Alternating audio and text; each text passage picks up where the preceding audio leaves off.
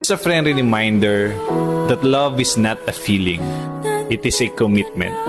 Alam mo, sa totoong buhay, hindi naman palaging masaya ang isang relasyon.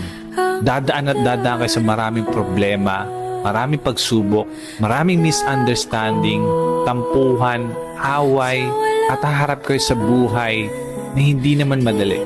Kakaroon kayo ng sawaan, mawawala yung excitement, yung spark. Kasi nasanay naman talaga kayo sa isa't isa. Pero alam mo, sana ang huwag mawala sa inyo is piliin yung mahalin yung isa't isa. Na sana kahit anong pagdaanan yung pagsubok, andyan kayo para sa isa't isa. Lagi niyong pinipiling tulungan, palagan, at mahalin yung isa't isa. Remember that love is a choice and always choose to love each other. Okay?